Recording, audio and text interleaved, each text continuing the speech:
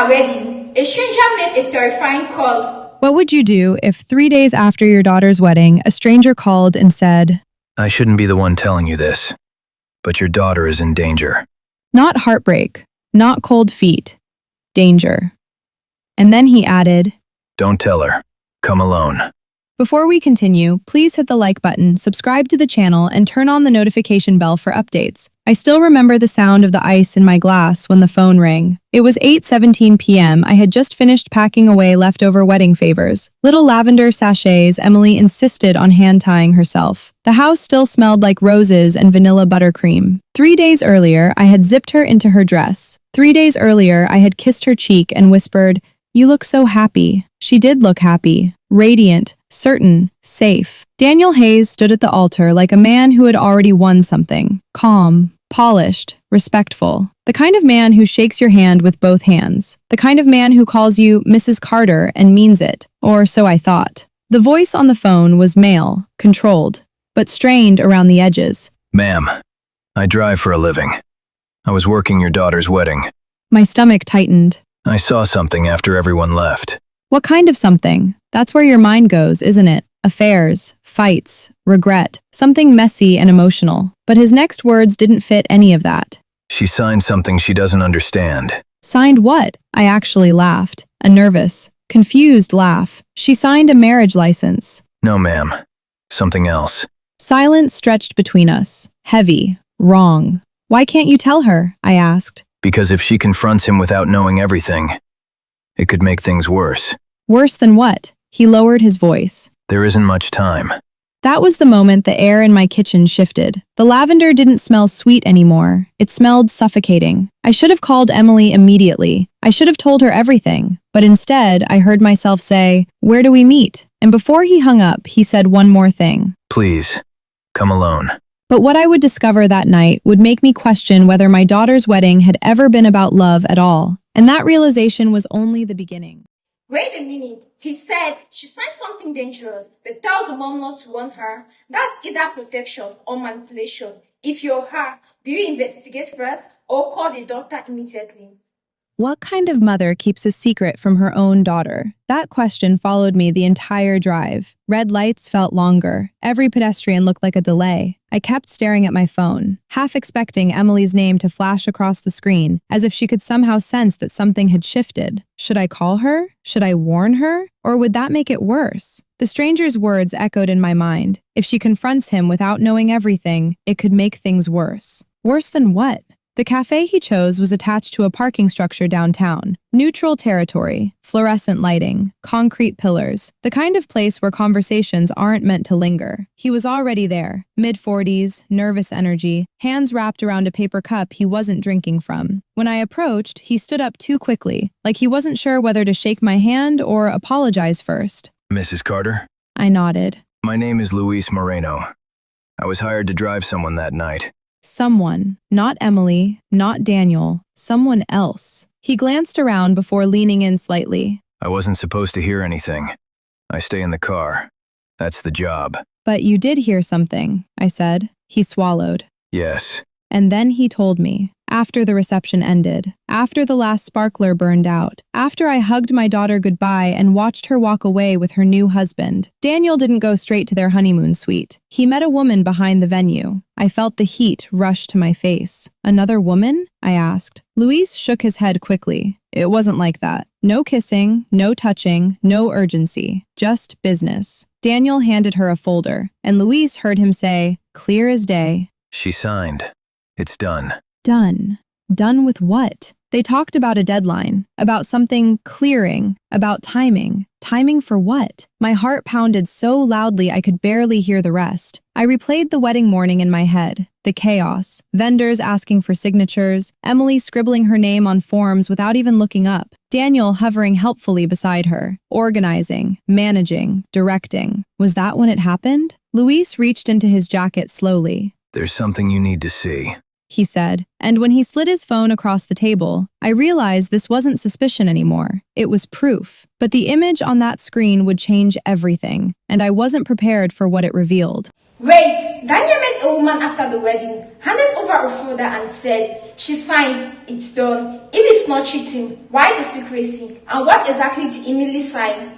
Have you ever signed something just to make the noise stop? Because that's what weddings are. Noise, questions, urgency. Sign here, initial there. We're running behind. The florist needs confirmation. Luis turned his phone toward me. The photo wasn't perfectly clear. It had been taken discreetly, slightly angled, from inside a car at night. But the header was sharp enough. Post-nuptial amendment agreement. My chest tightened. That's not possible, I whispered. They didn't have a prenup. Luis nodded. This isn't a prenup. It was signed the morning of the wedding.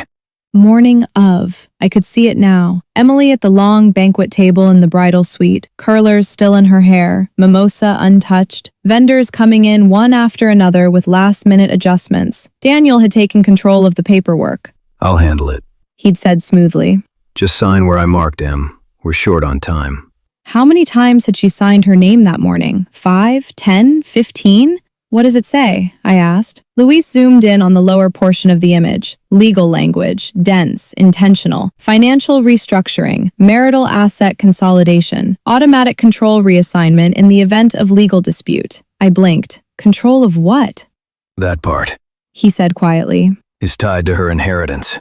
My heart stopped for a second. Emily's grandfather had left her minority shares in his company. It wasn't flashy money, not yet, but the company was expanding, quietly, rapidly. Daniel worked in private equity. Suddenly, small conversations over the past year replayed in my mind. Daniel asking detailed questions about board voting rights. Daniel offering to help her understand the financial side. Daniel encouraging her to think long-term. Was it support or positioning?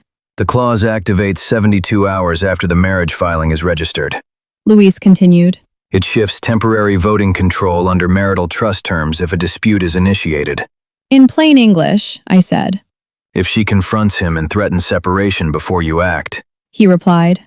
he can trigger the clause, and he gains leverage. Leverage against his own wife. I checked the date on my phone. 60 hours had already passed. How much time do we have? I asked. Luis looked at the timestamp on the marriage registry confirmation. 12 hours, maybe less. 12 hours, and Emily had no idea. But when I asked the next question, the one about what Daniel really stood to gain, Luis's answer made the situation far more calculated than I imagined. So she signed a poster hidden in a wedding paperwork, and there's a 72-hour activation window.